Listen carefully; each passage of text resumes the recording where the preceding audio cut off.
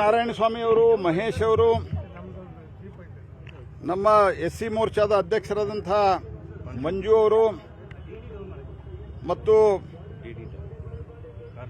ಕಾರಜೋಳ ಅವರು ಎಲ್ಲರೂ ಸೇರಿಕೊಂಡು ಇವತ್ತು ಅಂಬೇಡ್ಕರ್ ಅವರು ನಿಪ್ಪಾಣಿಗೆ ಬಂದು 100 ವರ್ಷ ಆದಂತಹ ಸಂದರ್ಭದಲ್ಲಿ ಡಾಕ್ಟರ್ ಬಾಬಾ ಸಾಹೇಬ್ ಅಂಬೇಡ್ಕರ್ ಅವರ ಜನ್ಮ ದಿವಸವೂ ಈಗ ಬರ್ತಾ ಇರುವಂತಹ ಸಂದರ್ಭದಲ್ಲಿ ಈ 100 ವರ್ಷದ ಅವರು ಬಂದಂತಹ ನೆನಪನ್ನು, ಸ್ಮೃತಿಯನ್ನು ಭೀಮ ಹೆಜ್ಜೆ ಅನ್ನುವಂಥ ಹೆಸರಿನಲ್ಲಿ ಮಾಡ್ತಾ ಇದ್ದೇವೆ.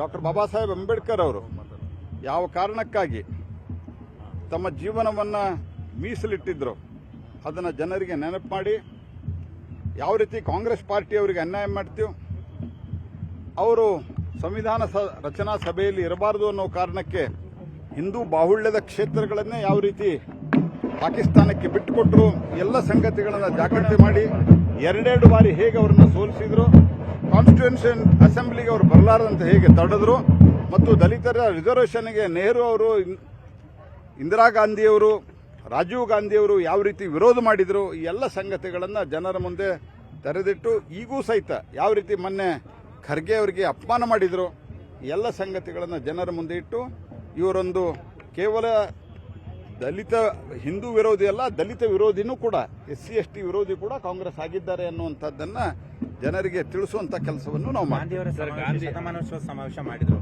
ಕಾಂಗ್ರೆಸ್ನವರು ಬೆಳಗಾವಿಯಲ್ಲಿ. ಅದಕ್ಕೆ ಕೌಂಟರ್ ಸರ್ ಇದು? ನೋಡ್ರಿ, ಕೌಂಟರ್ ನಾವು ಮಾಡ್ಬೇಕಂತ ನಮ್ಗೆ ಇರಲಿಲ್ಲ. ನಾವು ಡಿಸಿಷನ್ ಮಾಡಿದ್ದೆ ಅವಾಗ 1 ವಾರದ ಹಿಂದೆ ಬೆಳಗಾವಿ ಅಧಿವೇಶನದಲ್ಲಿ ನಮ್ಮ ನಿಪ್ಪಾಣಿಯ MLA ಅವರಾದಂಥ ಶ್ರೀಮತಿ ಶಶಿಕಲಾ ಜೊಲ್ಲೆ ಅವರು ಸರ್ಕಾರದ ಗಮನವನ್ನು ಸೆಳೆದಿದ್ದಾರೆ. ಡಾಕ್ಟರ್ ಬಾಬಾ ಸಾಹೇಬ್ ಅಂಬೇಡ್ಕರ್ ಅವರು ಒಂದು 100 ವರ್ಷ ಆಗಿದೆ, ನಿಪ್ಪಾಣಿಗೆ ಬಂದು 10-11 ಬೆಳಗಾವಿಗೆ ಮಹಾತ್ಮ ಗಾಂಧಿಯವರು ಬಂದಿದ್ದು ಅವರು ಮಾಡಿದರು. ಮಹಾತ್ಮ ಗಾಂಧಿಯವರು ಮಾಡಿದ್ದರ ಬಗ್ಗೆ ನಾನು ನನ್ನ ಭಾಷಣದಲ್ಲಿ ಹೇಳಿನಿ. ಅದಕ್ಕೆ ನಮ್ದು ಯಾವುದೇ ರೀತಿಯಾದಂಥ ಆಕ್ಷೇಪ ಇಲ್ಲ.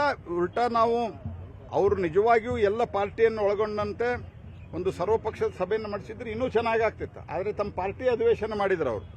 ಆದರೂ ಸಹಿತ ನಮ್ದು ಅದಕ್ಕೆ ಅಭ್ಯಂತರ ಇಲ್ಲ. ನಾನು ಕೇಳೋದು, ಬಾಬಾ ಸಾಹೇಬ್ ಅಂಬೇಡ್ಕರ್ ಅವರು ಬಂದಾಗ ನೀವು ಯಾಕೆ ಮಾಡಲಿಲ್ಲ? ಅವ್ರು 100 ವರ್ಷ ಆಗಿದೆ, ನಿಪ್ಪಾಣಿಯ MLA ಅವರು ಹೇಳಿದ ನಂತರ ನೀವು ಮಾಡಲಿಲ್ಲ ಅನ್ನೋ ಕಾರಣಕ್ಕಾಗಿ ನಾವು ಕೌಂಟರ್ ಮಾಡೋ ಪ್ರಶ್ನೆ ಇಲ್ರಿ. ಸರ್ಕಾರ ಮಾಡಿದ್ರೆ ನಾವೇ ಕೌಂಟರ್ ಮಾಡ್ತಾ ಇದ್ವಿ. ಸರ್ಕಾರಕ್ಕೆ ನಾವು ಆಫರ್ ಕೊಟ್ಟಿದ್ವಲ್ಲ ಮಾಡ್ರಿ ಅಂತ. ಇದು ನಮ್ಮ ಬದ್ಧತೆ ಕಾರಣಕ್ಕಾಗಿ ನಾವು ಮಾಡಿದ್ವಿ. ಸಚಿವ ಸಂಪುಟ ಸಭೆಯಲ್ಲಿ ಜಾತಿ ಜನಗಣತಿ ವರದಿ ಮಂಡನೆ ಆಗ್ತಾ ಇದೆ, ಓಪನ್ ಮಾಡ್ತಾ ಇದ್ದಾರೆ ಸರ್. ಬಿಜೆಪಿ ಯಾವ ರೀತಿ ನೋಡ್ತಾ ಇದೆ? ನೋಡಿ, ಮೊದಲನೇದಾಗಿ ಕಾಂಗ್ರೆಸ್ ಪಾರ್ಟಿಯ MLAಗಳು, ಕಾಂಗ್ರೆಸ್ ಪಾರ್ಟಿಯ ಮಂತ್ರಿಗಳಲ್ಲಿ ಒಮ್ಮತವನ್ನು ಮೂಡಿಸಲಿ. ಆನಂತರ ಮುಂದಿನ ಸಂಗತಿಯನ್ನು ನಾವು ಮಾತಾಡ್ತೀವಿ. ಜನಾಕ್ರೋಶ ವಿರುದ್ಧ ಬಿಜೆಪಿ ವಿರುದ್ಧ ಕಾಂಗ್ರೆಸ್ನವರು ಜನಾಕ್ರೋಶ ಯಾತ್ರೆ ಮಾಡ್ತಾ ಇದ್ದಾರೆ. ಜನಾಕ್ರೋಶ ಎದಕ್ಕೆ ಅಲ್ಲ, ಯಾಕೆ ಮಾಡ್ತಾ ಇದ್ದಾರೆ ಅವರು? ಒಂದು ನಿಮಿಷ ನಾವು ಕಂಪ್ಲೀಟ್ ಮಾಡ್ತಾ ಇದ್ದೀವಿ. ಈಗ ಕಾಂಗ್ರೆಸ್ ಪಾರ್ಟಿಯವರು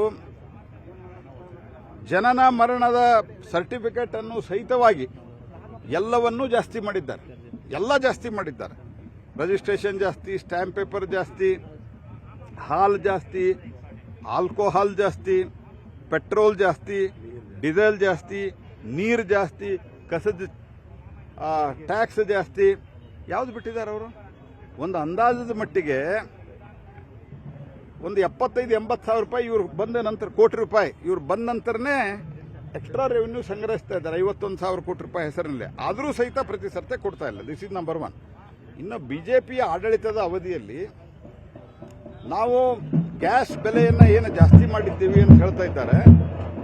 ಕಳೆದ 3 ವರ್ಷದಲ್ಲಿನ 4 ವರ್ಷದಲ್ಲಿ 21ರಲ್ಲಿ 22ರಲ್ಲಿ ನಾವು ಬೆಲೆಯನ್ನು ಕಮ್ಮಿ ಮಾಡಿದ್ದೇವೆ. ಇದರ ಜೊತೆಗೆ ಒಂದು ದುಬೈ CP ಅಂತ ಒಂದು ಸ್ಟ್ಯಾಂಡರ್ಡ್ ಇದೆ. ಅಲ್ಲಿ ಗ್ಯಾಸ್ ದರ, ಗ್ಯಾಸ್ ನಮ್ಮ ದೇಶದೊಳಗೆ 100% ಆಲ್ಮೋಸ್ಟ್ 80% ಇಂಪೋರ್ಟ್ ಆಗ್ತದೆ.